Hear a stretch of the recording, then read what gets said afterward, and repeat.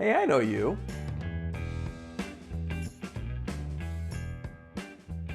Ciao a tutti. Hey everyone, and welcome to my channel. Today we're talking about Italian expressions that I like, I find useful, and if you are a student of Italian, or if you just have a general interest in the Italian language, you might find these useful. So the expressions that I have picked today are ones that I have heard, I have used, but it's entirely possible that maybe some of these are not used all throughout Italy, so you never know.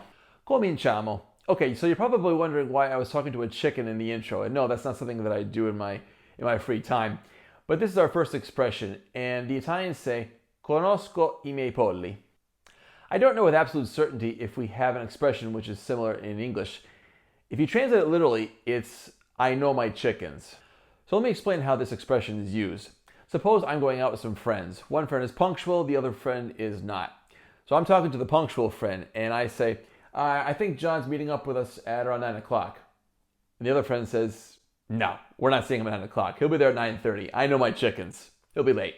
Don't we all have friends like that? What I like in particular about this expression is that my wife and I use it, but we use it in English, and so it becomes kind of like code between us. In summary, the essence of this expression is, I know who I'm dealing with.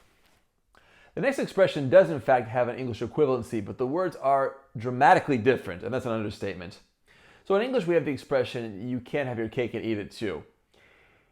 In Italian they would say, non si può avere la botte piena e la moglie ubriaca.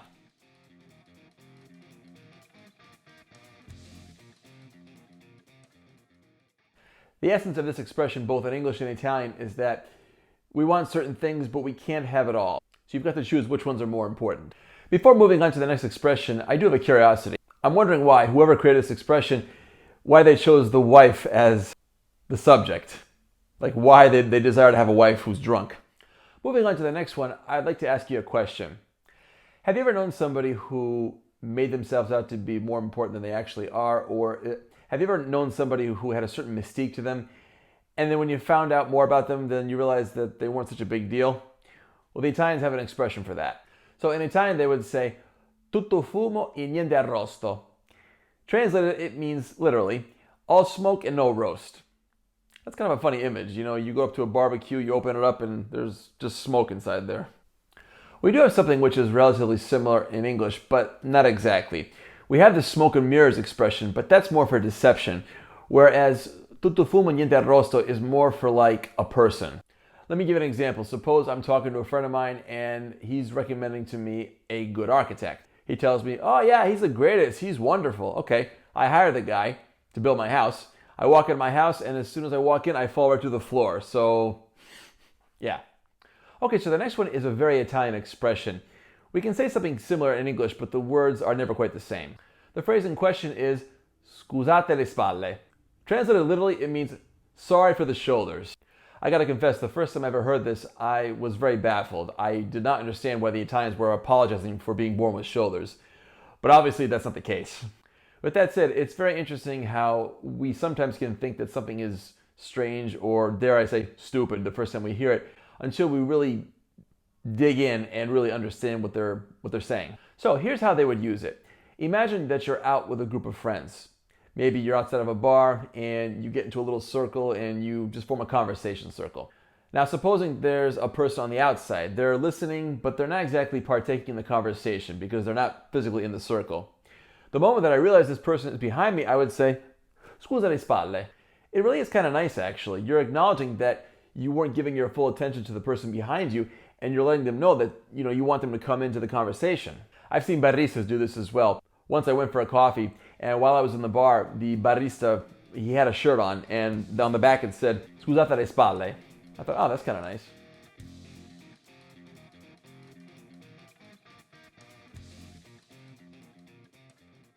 The next one is a witty Italian expression that I really like, and I really don't think we have an English equivalency.